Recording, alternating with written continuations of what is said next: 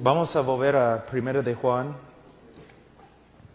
Estábamos estudiando cómo podemos saber que somos salvos.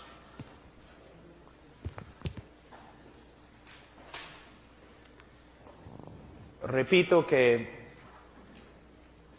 entre los bautistas tempranos y en la historia de la iglesia, los pastores se preocuparon por predicar el evangelio correctamente y se preocuparon por cuidar el rebaño, en el sentido de que el pastor siempre se preguntó, ¿es salvo?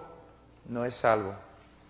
¿Los miembros bajo mi cuidado son salvos? ¿No son salvos? En el día de hoy eso ni existe entre los evangélicos.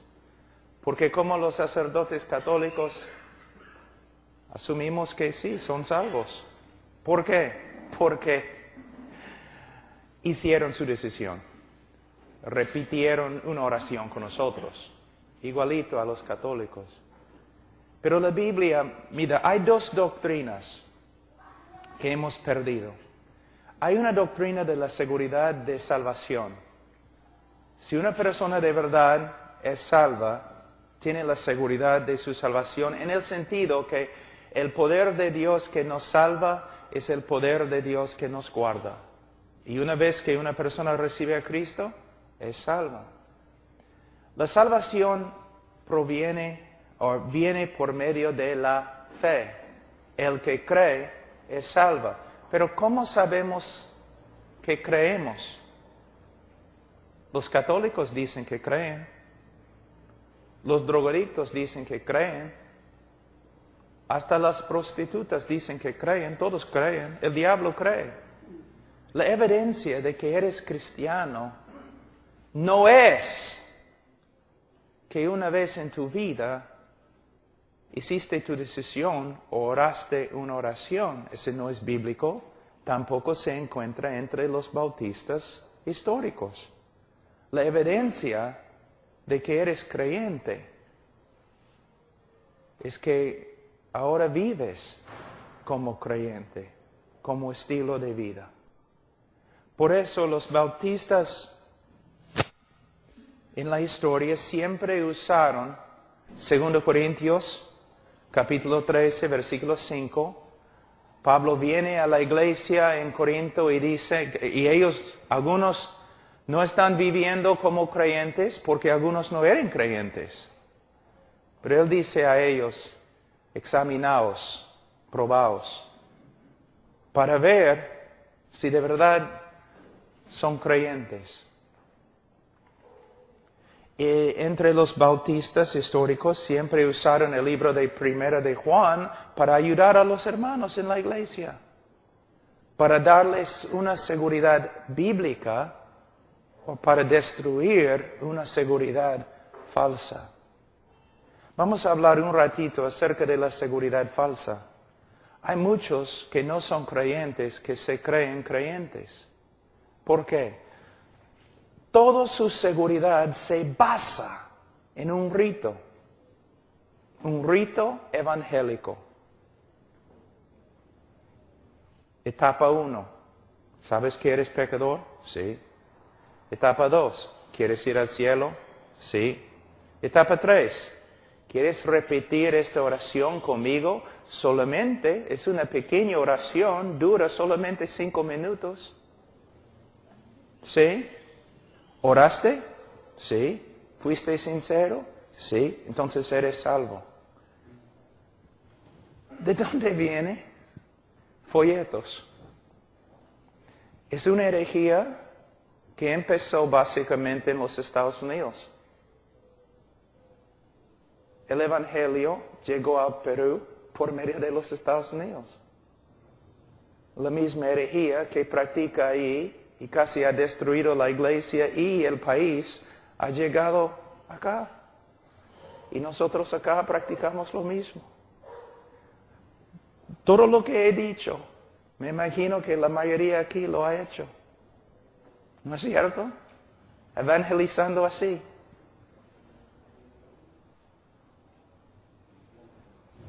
Plan de salvación, pero no es un plan de salvación, es un folletito.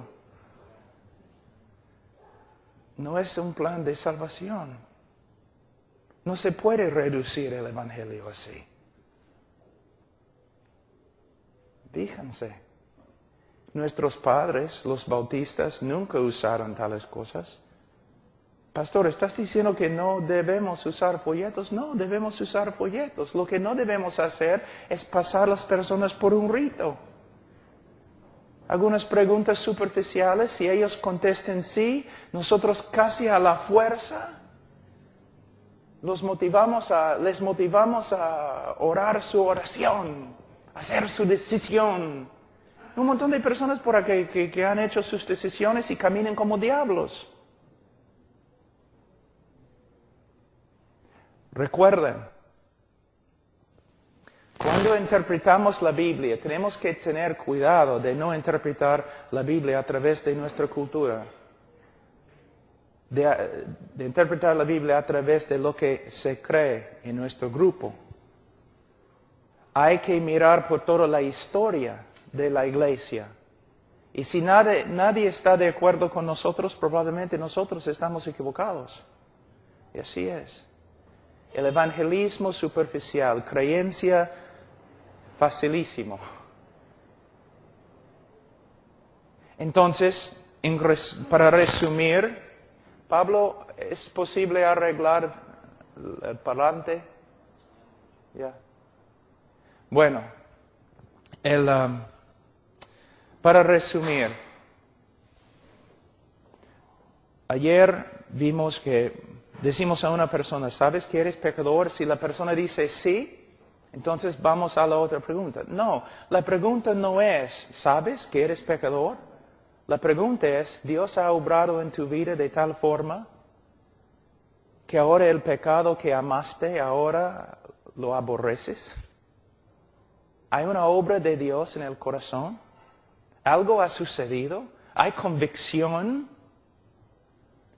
La segunda pregunta, ¿quieres ir al cielo? Todos quieren ir al cielo.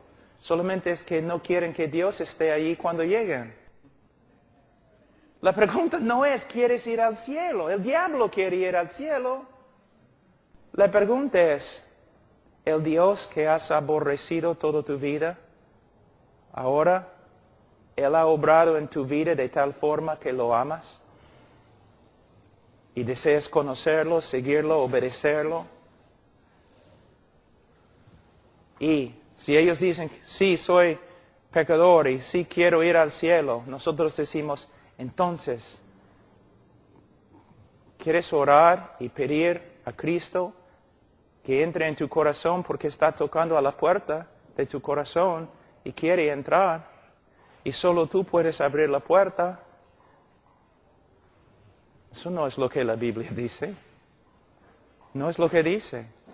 Muchas veces cuando yo he hablado con los evangelistas que usan esa forma de testificar, yo siempre digo, ¿y Apocalipsis 3:20? En el contexto, Él no está tocando a la puerta del corazón de un pecador, está tocando a la puerta de una iglesia. Sí, yo sé, Pablo, pero funciona bien. ¿Funciona bien? ¿Tú tienes el derecho de torcer la Escritura porque funciona bien? Los apóstoles una vez se pararon y dijeron, ahora, levanten la mano, ¿cuántos quieren orar una oración para pedir a Cristo que entre en su corazón? No. ¿Una vez Jesús lo hizo? No. Pero en el día de hoy en Perú uno ni puede evangelizar a menos que lo haga. ¿Pueden ver el problema? Los apóstoles y Jesús dijeron, arrepiéntense y creen en el Evangelio. Y como dije ayer, uno de mis amigos una vez habló con Dr. Dallimore, que ha escrito tantas biografías sobre Spurgeon y Jorge Whitfield y otros. Y él preguntó,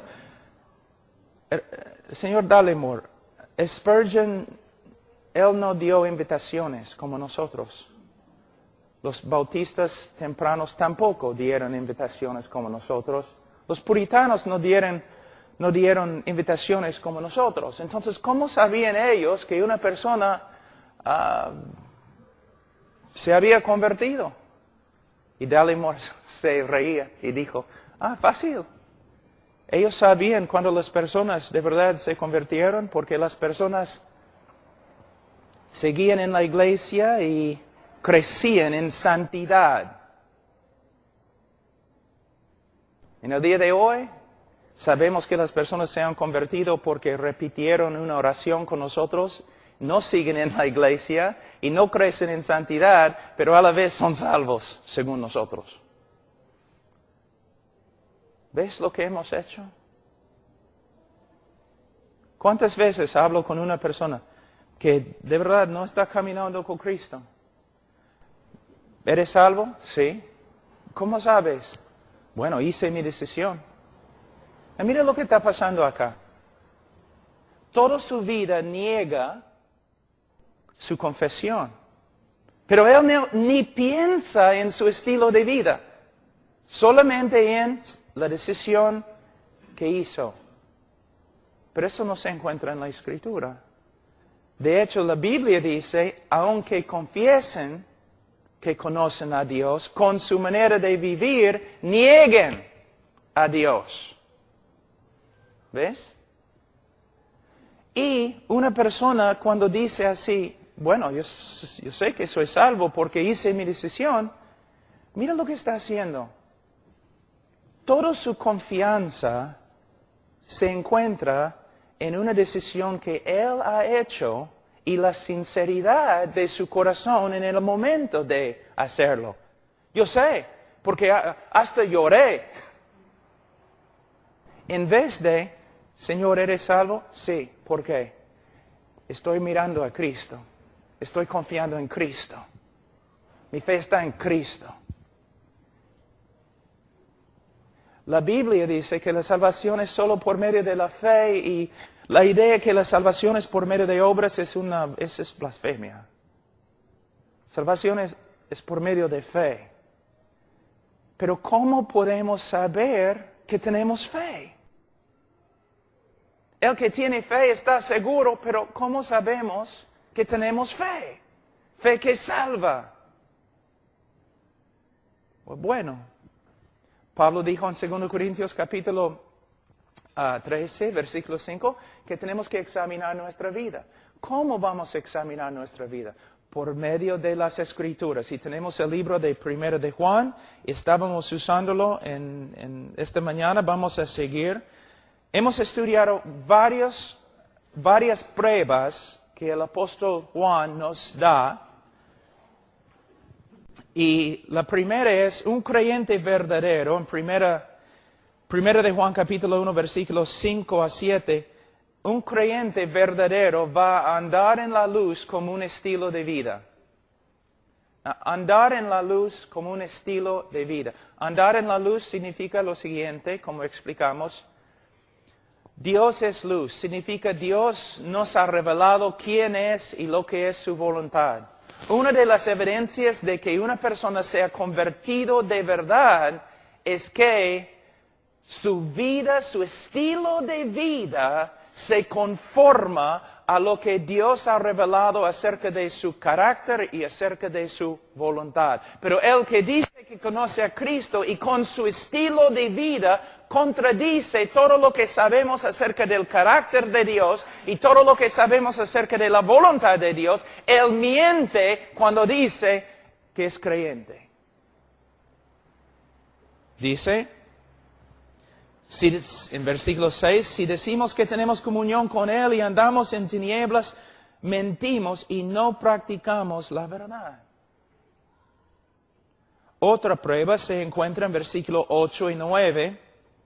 9 vamos a leer, si confesamos nuestro pecado, Él es fiel y justo para perdonar nuestros pecados y limpiarnos de toda maldad. Si decimos que no tenemos pecado, le hacemos a Él mentiroso y su palabra no está en nosotros. Una de las evidencias, la segunda evidencia de que uno de verdad es cristiano, es que es sensible al pecado en su vida. ¿Un creyente peca? sí, pero hay una gran diferencia entre un creyente que lucha contra el pecado y una persona que vive en el pecado como un estilo de vida. Una de las evidencias más grandes de que hemos conocido a Cristo es que somos sensibles al pecado en nuestra vida. Y cuando pecamos, el Espíritu Santo va a obrar, quizás aún según Hebreos capítulo 12, la disciplina del Señor va a estar obrando y tarde o temprano vamos a llegar a reconocer nuestro pecado, arrepentirnos de ello y confesarlo. El incrédulo, el miembro de la iglesia que es carnal y inconverso,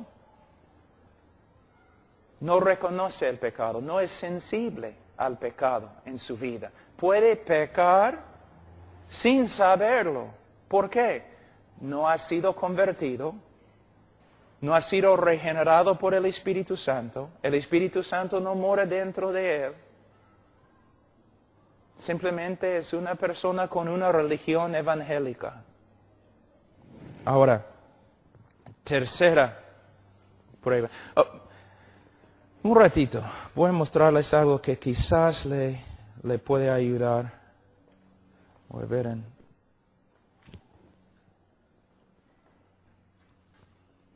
Vamos a Jeremías, guarde su lugar ahí en 1 de Juan. Vamos a Jeremías un ratito. Jeremías capítulo 32. Jeremías, más que cualquier otro profeta, escribió con respecto al nuevo pacto. El nuevo pacto establecido por el Mesías. Y en Jeremías capítulo 32,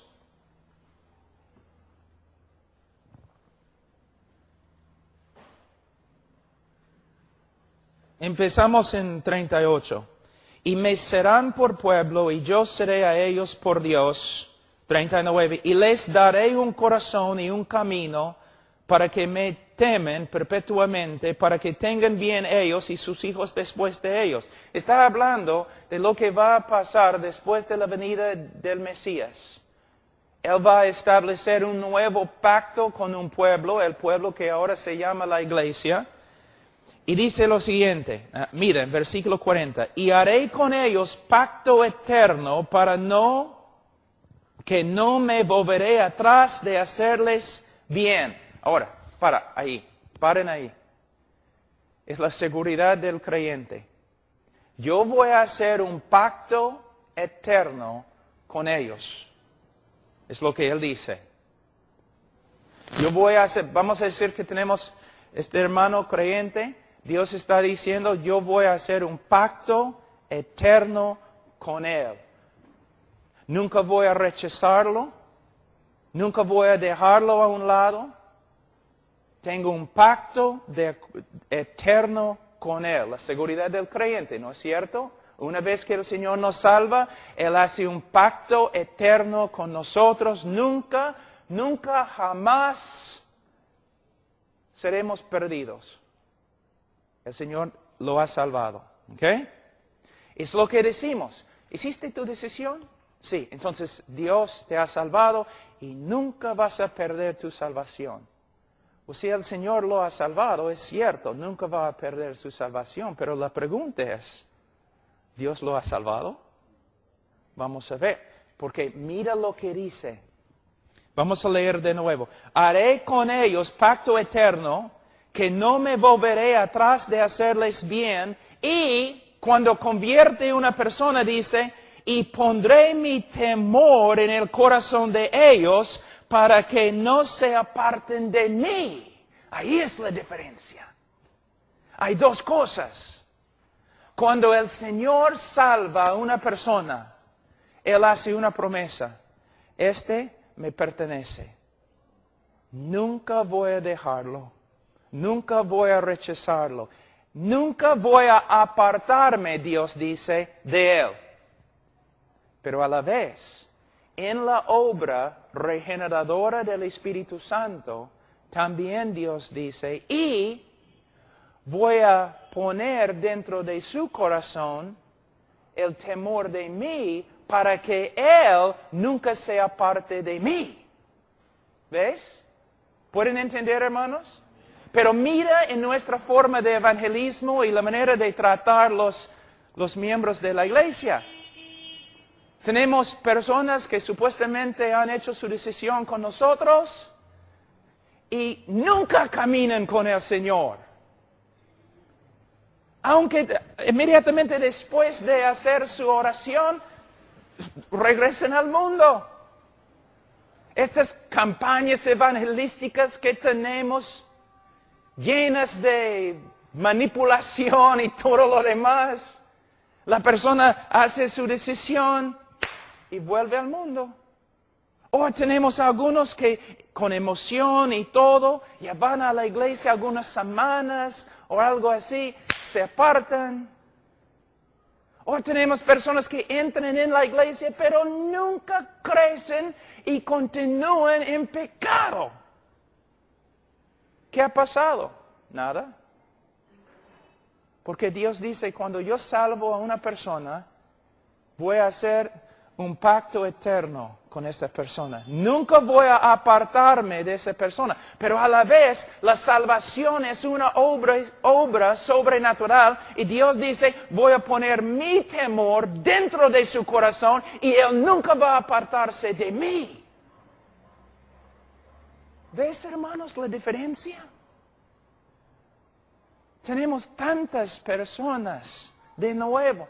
Yo casi odio las campañas evangelísticas. Las odio. Vas a salir diciendo, Pablo odia el evangelismo y todo lo demás. O mayormente el evangelismo que la mayoría hace, sí. Porque no está avanzando el reino de Dios. Es el catolicismo de nuevo. Es un neoliberalismo, nada más. Las campañas. Los evangelistas, cuando van a un instituto bíblico, ellos aprenden cómo hacer campañas. ¿Qué aprenden? Bueno, en una campaña, no, tienes que tener buena música, asientos correctos y todo lo demás. Y ahora, mira, cuando das la invitación, ¿no? Todos tienen que estar en silencio, porque si un niño llora, quizás va a distraer y Dios no va a poder trabajar. Es porque los niños son más fuertes que Dios. Y también tenemos que tener la música, quizás las luces un poco más bajas, ¿no? Y vamos a poner algunas personas creyentes en la congregación y cuando damos la invitación, estos creyentes, es lo que Billy Graham hace, los creyentes tienen que salir adelante para que sea más fácil para los incrédulos pasar adelante. Mira lo que estamos haciendo. Un montón de manipulación. Cuando el Espíritu de Dios está obrando, no hay necesidad de manipulación. Ni música, ni otra cosa. Un soldado romano puede estar ahí con una espada y todavía la persona se va a convertir cuando el Espíritu de Dios está obrando. Todos estos trucos que hemos aprendido. ¿Por qué? Porque no tenemos el poder de Dios en nuestra vida. ¿Es por qué?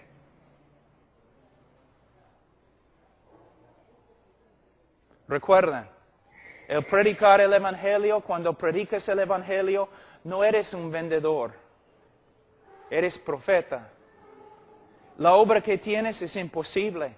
Porque estás predicando a muertos, huesos secados, Ezequiel. Y nada va a suceder cuando prediques a menos que el Espíritu del Señor haga un milagro, resucitando huesos. Y no puedes aprender esto en un seminario y no puedes realizarlo por medio de música bonita o invitaciones llenas de psicología. Tiene que ser la palabra pura del Señor y el poder de Dios. Pero si una persona se convierte, mira lo que pasa. El Señor hace un pacto eterno con él, pero a la vez el Señor pone su temor dentro del corazón de esa persona para que la persona no sea parte del Señor. Ahora, volviendo a 1 de Juan, la primera prueba es el cristiano verdadero va a andar en la luz como un estilo de vida. Segundo, el cristiano verdadero va a ser sensible al pecado en su vida y va a confesarlo. Tercera, el cristiano verdadero va a andar como Cristo anduvo.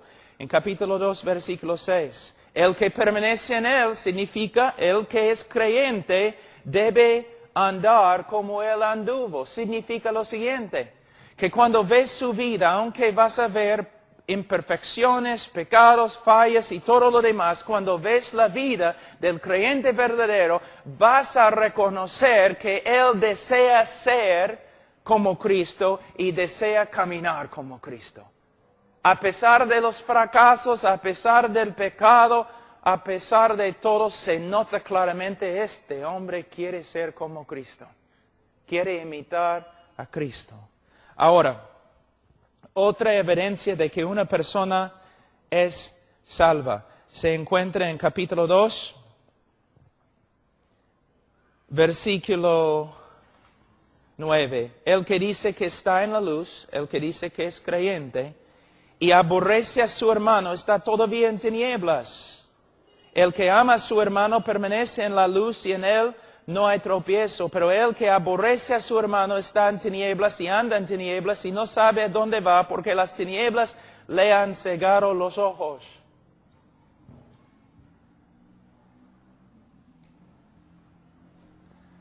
Hermano aquí no se refiere a los pobres, no se refiere a personas de otras razas, no se refiere a las personas en la cárcel. La palabra hermano aquí se refiere a otros cristianos, a otros cristianos.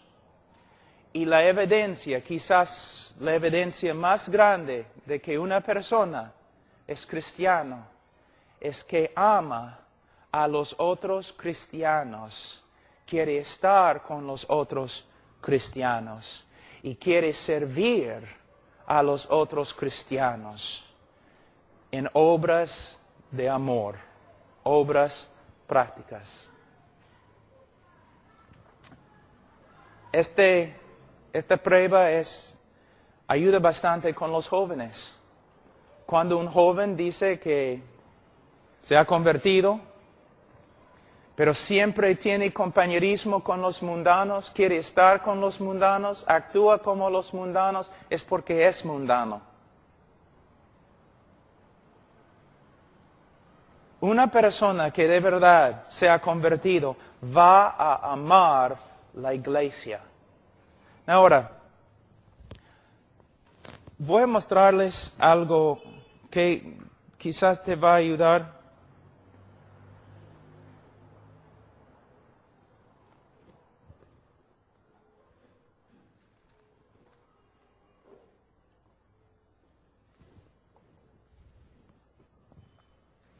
Vamos guardando el lugar allí en 1 de Juan, vamos a Mateo 25.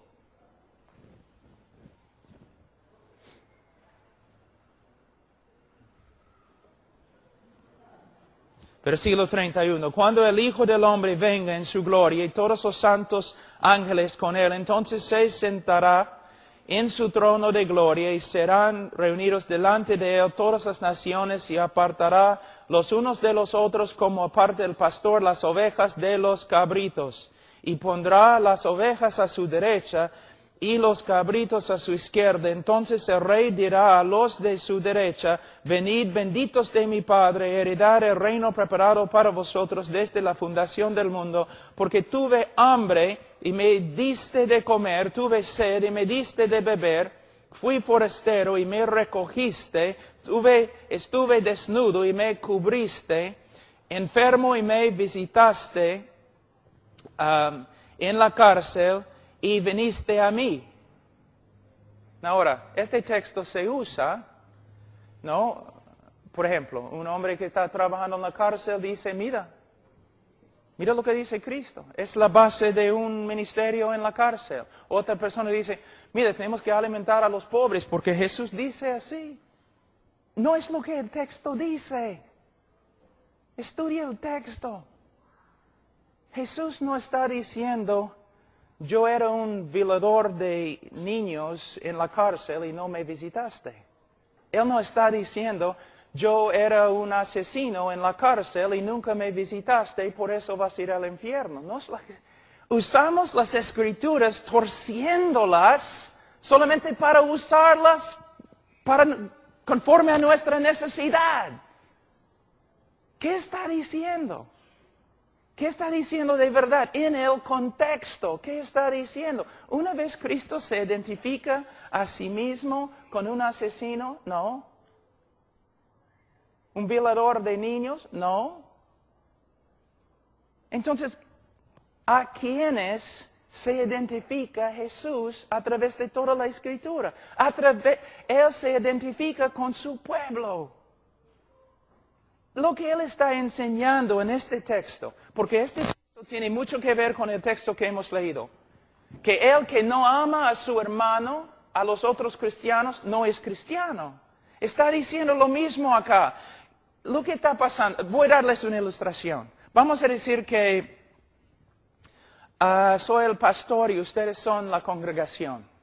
Estoy predicando y hay persecución, ¿no? Vamos a decir que estamos allí en Irán, ¿ok? Y somos una congregación escondida, perseguida, y soy el pastor. Entonces estoy ahí predicando, y algunos musulmanes, soldados del Estado, entran en la congregación, me agarran y me llevan a la cárcel. Allí en muchas de las cárceles, cuando te meten en la cárcel, no te dan comida, ni ropa, ni nada. Entonces, si alguien no me trae comida de afuera, voy a morir. Y la iglesia lo sabe. Entonces, las autoridades han llevado al pastor. Y los hombres en la iglesia se reúnen y dicen, ¿qué vamos a hacer? Si no le llevamos comida y ropa y todo lo demás, él va a morir. Pero otro hermano se para y dice, tienes razón, pero si él que lleva la comida, todos van a saber que él también es cristiano y lo van a meter en la cárcel también. Esto es lo que Cristo está enseñando. Los que están sufriendo acá en la cárcel, los que están sufriendo como pobres y sin comida y todo lo demás, están sufriendo así por causa del Evangelio y el nombre de Cristo. Y Él está diciendo, si tú no tienes amor para los demás de mi pueblo, tú no perteneces a mí. ¿Ves cómo podemos tomar un texto y torcerlo? ¿Debemos tener ministerios en el cárcel? Sí. ¿A los horribles? Sí, porque nosotros éramos horribles. ¿Debemos dar comida a los niños pobres? Por supuesto. Debemos hacer todo eso. Pero no es lo que el texto está diciendo. El texto está diciendo otra cosa. Cristo está diciendo, por causa de mi nombre, mi pueblo estaba sufriendo persecución en la cárcel, andando pobre. Y tú, en vez de identificarte con mi pueblo y sufrir con ellos para preservar tu propia vida, tú te apartaste. No eres mi pueblo. ¿Ves? Eso es lo que está enseñando. Ojalá que algunas luces se están prendiendo ahí. Y estás pensando, caramba, yo leo un texto así, y simplemente porque todos los demás dicen que el texto significa tal cosa, yo acepto que significa lo mismo y yo empiezo a predicar un montón de cosas. Pero ¿has pasado días estudiando este texto antes de predicarlo? ¿Ves? Enseñamos un texto simplemente después de leerlo, y cuando vamos a estudiar el texto, asumimos que ya tenemos lo que significa en la cabeza. Y de allí interpretamos el texto a través de lo que hemos escuchado y nuestra propia opinión, en vez de ver qué dice el texto. Y muchas veces interpretamos las Escrituras románticamente en vez de bíblicamente. ¿Ves? Entonces, una de las evidencias, volviendo a Juan, primero de Juan, una de las evidencias más grandes de que una persona es creyente es que se identifica con el pueblo de Dios. Ama al pueblo de Dios. Una vez has escuchado a una persona diciendo, yo no voy a la iglesia, soy creyente y todo, pero no voy a la iglesia porque dentro de la iglesia hay un montón de hipócritas.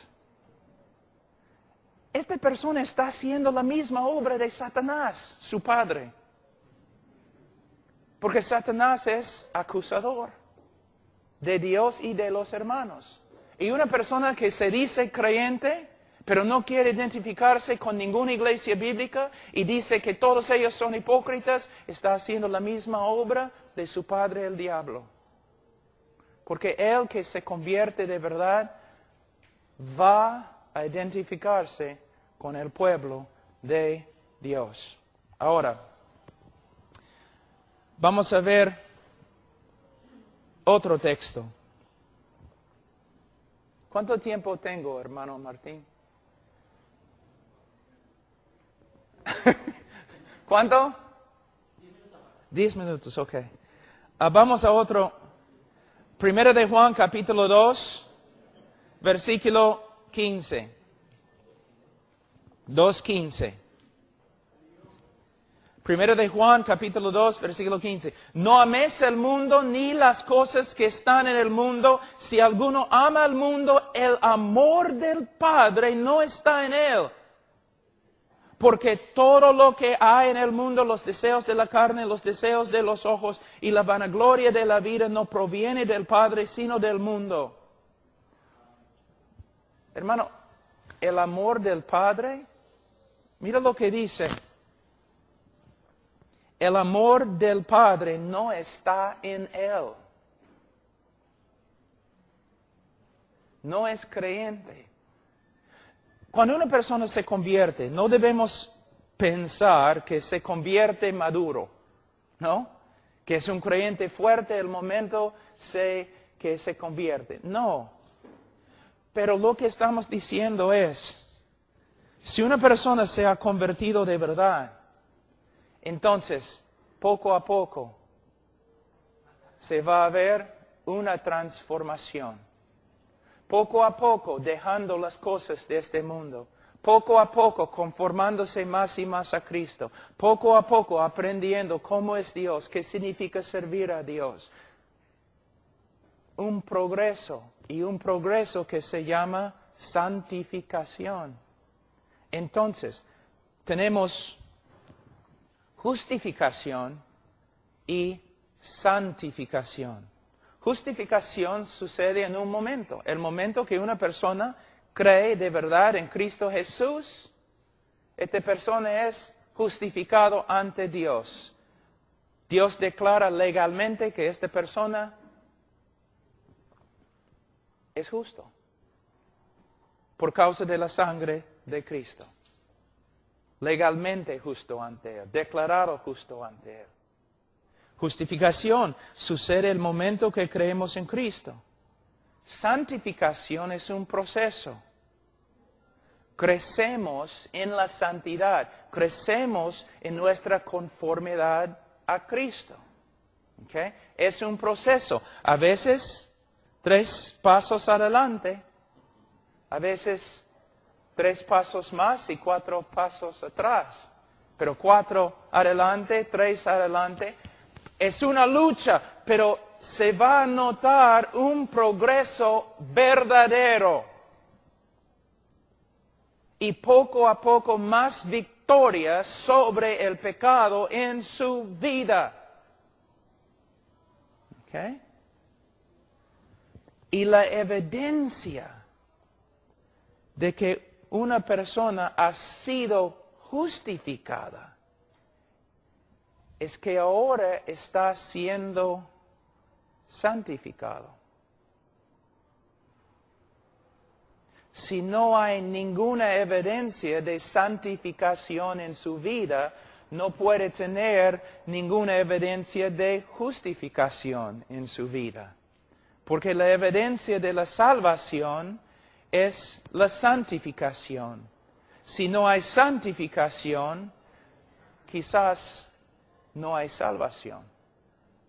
Así es como. Y los pastores, pensando así, pueden empezar a ayudar a las personas en la congregación.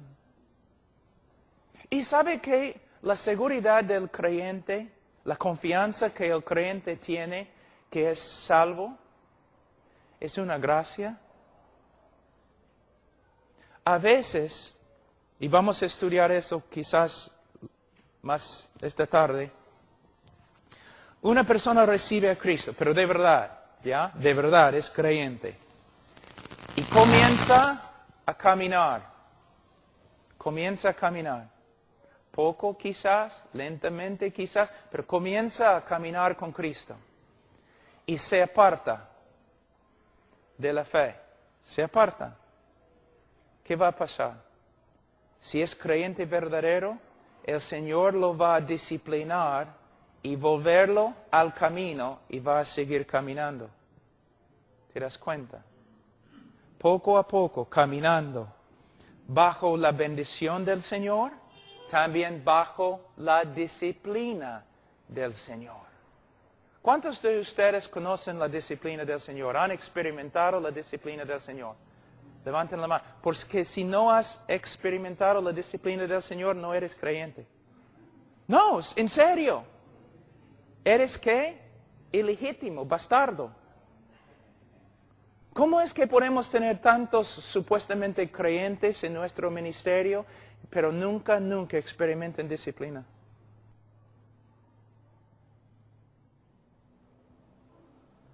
¿Ves? Todos ustedes que son creyentes han experimentado disciplina. Y a veces bien duro. Por ejemplo, vamos a decir que hay un hombre que está caminando con Cristo. Antes era drogadicto, ¿ya? Parece que recibe a Cristo, cambia, deja la droga. 2 años después, cae de nuevo en la droga. Así, ¡pau! Pero feo cae. ¿Significa que es incrédulo? Quizás, pero quizás no. Si él cae y sigue así, apartándose, nada, disciplina, es incrédulo. Pero si cae y el Señor, ¡pau! Hasta que vuelva y sigue adelante, quizás luchando, pero progreso, se nota que hay un Dios en su vida y él no puede escaparse de él, aunque lo intente. Entonces no estamos diciendo que solamente los perfectos son creyentes, porque nadie es perfecto. Lo que estamos diciendo, yo he visto hombres que han salido de la droga, porque es un monstruo, que después de salir nunca han caído. Evidencia que son creyentes. Pero también yo he visto hombres que después de salir de la droga caen y siguen y no tienen arrepentimiento ni nada, pero todavía dicen que son creyentes y felices. Sí, soy creyente, tú no puedes juzgarme, soy creyente, viven en pecado. ¿Qué significa? Son incrédulos. Pero a la vez yo he visto drogadictos que después de convertirse de verdad han caído. Pero cuando cayeron, oh, cómo sufrieron, y arrepentimiento y vergüenza, y poco a poco saliendo de todo eso de nuevo, y creciendo y luchando. Pero cuando tú ves la vida de ellos, tú puedes ver, hay un Dios obrando, y este hombre no puede escapar. Dios lo ha escogido. Él pertenece a Dios y él va a llegar a ser como Dios quiere. Mira, una cosa de disciplina que quizás les va a ayudar. Vamos a decir que tienes un hijo y nunca lo disciplinas. ¿Qué tipo de padre eres? Horrible. O vamos a decir que tu hijo comienza a caminar por un mal camino, pero tú permites que siga así 4 años. Antes de intervenir, Tú permites que simplemente que se vaya así, años y años. ¿Eres un buen padre? No. Pero acusamos a Dios de la misma cosa, ¿te das cuenta? Decimos que Dios tiene hijos que viven constantemente en el pecado y Dios no hace nada. Años y años y años. Si Dios no hace nada, años y años y años, y permite que ellos anden en carnalidad años y años y años, es que Dios no es su Padre. Recuerden, hermanos, salvación tiene mucho que ver con la reputación de Dios, su nombre. Como mis hijos, una parte de mi reputación depende de mis hijos y la manera de que crío y cuido y disciplino a mis hijos. De verdad, yo no puedo predicar si no manejo mis hijos bien. Es lo que la Biblia dice, 1 Timoteo capítulo 3. ¿Okay? Dios no tiene hijos andando toda su vida desordenadamente. No. Uno de sus hijos puede comenzar a andar desordenadamente. Uno de sus hijos puede hacer algo malo, pero Dios viene. Porque pertenece a Dios. Pertenece a Dios. Voy a repetir una cosa más. Un ratito, solamente un texto que quiero que vean. Versículo 5 de capítulo 3. Capítulo 3, versículo 5 de 1 de Juan. Y sabéis que Él, Jesús, apareció para quitar nuestros pecados y no hay pecado en Él. Todo aquel que permanece en Él no peca. Todo aquel que peca no le ha visto ni le ha conocido. ¿Qué significa? Todo aquel que es creyente no peca. Es lo que dice literalmente. Es lo que dice, hermanos. ¿Qué significa? Bueno, aquí la palabra peca se encuentra en el griego en el tiempo presente, que representa una acción continua. Y una buena traducción sería todo aquel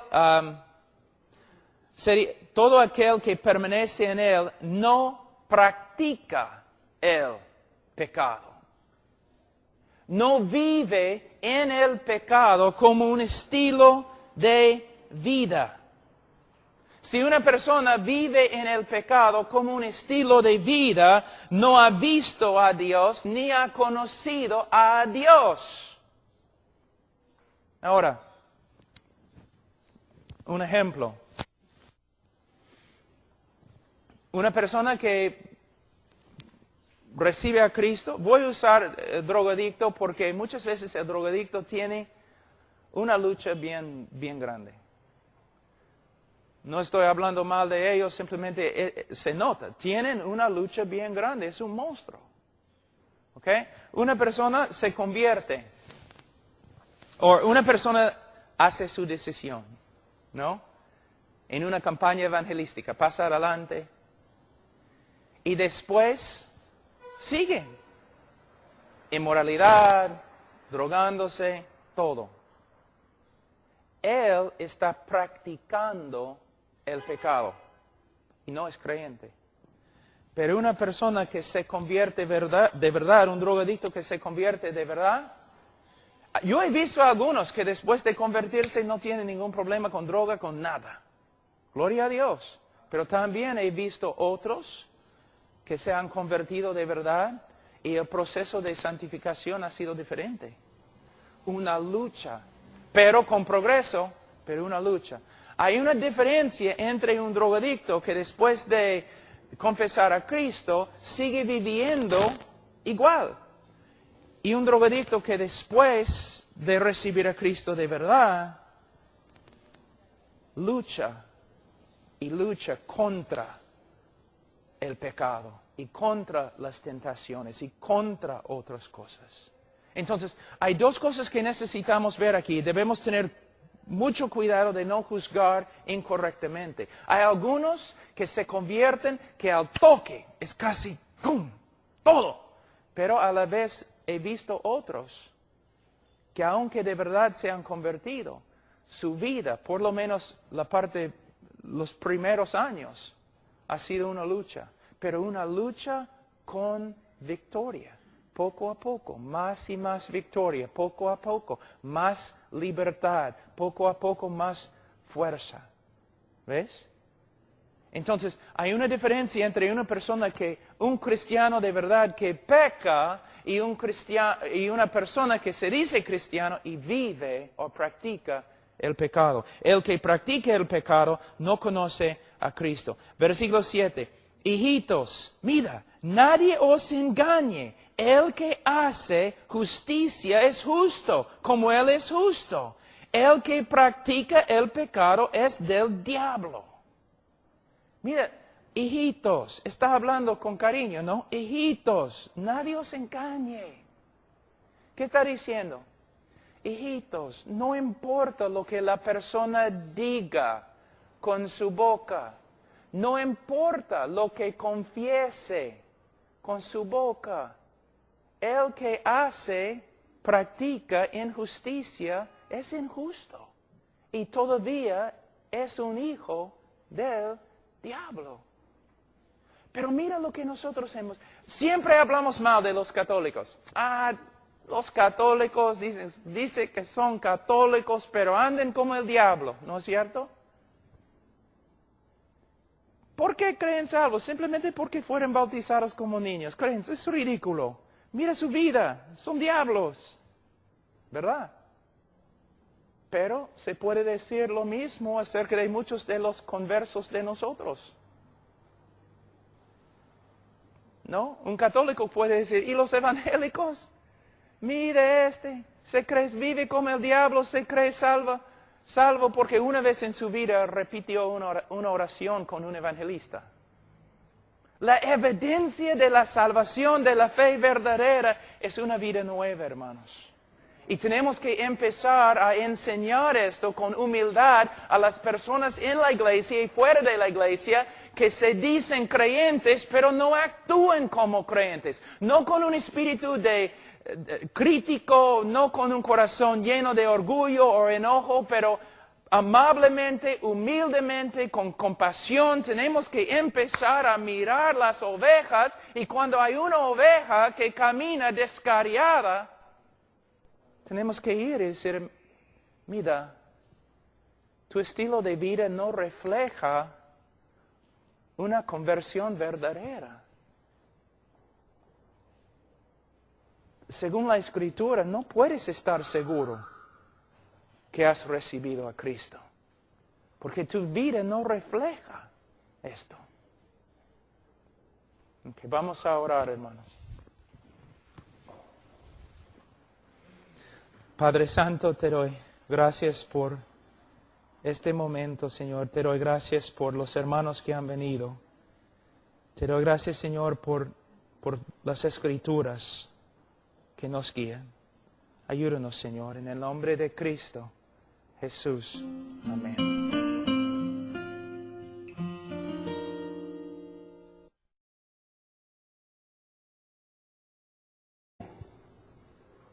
Hay que mirar por toda la historia de la iglesia. Y si nadie está de acuerdo con nosotros, probablemente nosotros estamos equivocados. Y así es. El evangelismo superficial, creencia facilísimo. Entonces, para resumir, Pablo, ¿es posible arreglar el parlante? Ya. Bueno, para resumir, ayer vimos que decimos a una persona, ¿sabes que eres pecador? Si la persona dice sí, entonces vamos a la otra pregunta. No, la pregunta no es, ¿sabes que eres pecador? La pregunta es, ¿Dios ha obrado en tu vida de tal forma que ahora el pecado que amaste, ahora lo aborreces? ¿Hay una obra de Dios en el corazón? ¿Algo ha sucedido? ¿Hay convicción? La segunda pregunta, ¿quieres ir al cielo? Todos quieren ir al cielo. Solamente es que no quieren que Dios esté ahí cuando lleguen. La pregunta no es, ¿quieres ir al cielo? El diablo quiere ir al cielo. La pregunta es, ¿el Dios que has aborrecido toda tu vida, ahora, Él ha obrado en tu vida de tal forma que lo amas? Pero Él dice a ellos, examinaos, probaos, para ver si de verdad son creyentes. Y entre los bautistas históricos siempre usaron el libro de Primera de Juan para ayudar a los hermanos en la iglesia, para darles una seguridad bíblica o para destruir una seguridad falsa. Vamos a hablar un ratito acerca de la seguridad falsa. Hay muchos que no son creyentes que se creen creyentes. ¿Por qué? Toda su seguridad se basa en un rito evangélico. Etapa 1, ¿sabes que eres pecador? Sí. Etapa 2, ¿quieres ir al cielo? Sí. Etapa 3, ¿quieres repetir esta oración conmigo? Solamente, es una pequeña oración, dura solamente 5 minutos. ¿Sí? ¿Oraste? Sí. ¿Fuiste sincero? Sí. Entonces eres salvo. ¿De dónde viene? Folletos. Es una herejía que empezó básicamente en los Estados Unidos. El Evangelio llegó al Perú por medio de los Estados Unidos. La misma herejía, la doctrina de la seguridad de salvación. Si una persona de verdad es salva, tiene la seguridad de su salvación en el sentido que el poder de Dios que nos salva es el poder de Dios que nos guarda. Y una vez que una persona recibe a Cristo, es salva. La salvación viene por medio de la fe. El que cree es salva. Pero ¿cómo sabemos que creemos? Los católicos dicen que creen. Los drogadictos dicen que creen. Hasta las prostitutas dicen que creen. Todos creen. El diablo cree. La evidencia de que eres cristiano no es que una vez en tu vida hiciste tu decisión o oraste una oración. Ese no es bíblico. Tampoco se encuentra entre los bautistas históricos. La evidencia de que eres creyente es que ahora vives como creyente, como estilo de vida. Por eso los bautistas en la historia siempre usaron 2 Corintios capítulo 13, versículo 5. Pablo viene a la iglesia en Corinto y dice, y ellos, algunos no están viviendo como creyentes porque algunos no eran creyentes. Que practica ahí y casi ha destruido la iglesia y el país, ha llegado acá. Y nosotros acá practicamos lo mismo. Todo lo que he dicho, me imagino que la mayoría aquí lo ha hecho. ¿No es cierto? Evangelizando así.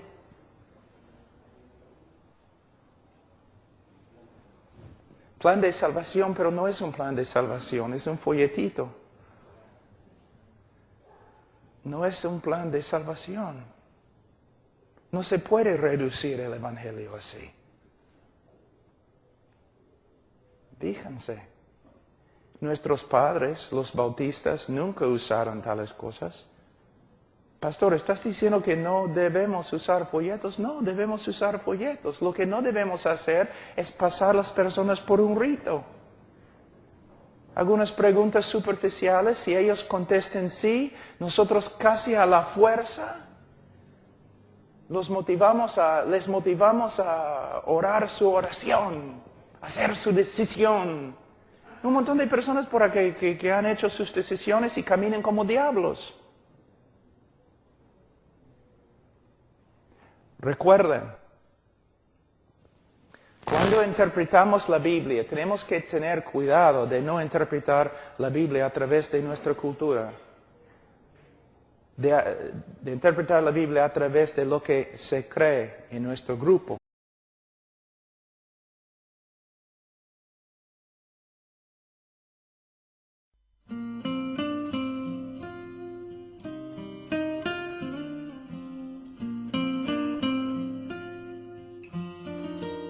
Vamos a volver a 1 de Juan. Estábamos estudiando cómo podemos saber que somos salvos.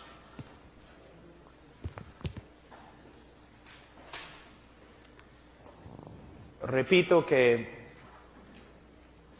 entre los bautistas tempranos y en la historia de la iglesia, los pastores se preocuparon por predicar el evangelio correctamente y se preocuparon por cuidar el rebaño, en el sentido de que el pastor siempre se preguntó, ¿es salvo? ¿No es salvo? ¿Los miembros bajo mi cuidado son salvos? ¿No son salvos? En el día de hoy eso ni existe entre los evangélicos. Porque como los sacerdotes católicos asumimos que sí, son salvos. ¿Por qué? Porque hicieron su decisión. Repitieron una oración con nosotros, igualito a los católicos. Pero la Biblia, mira, hay dos doctrinas que hemos perdido. Hay una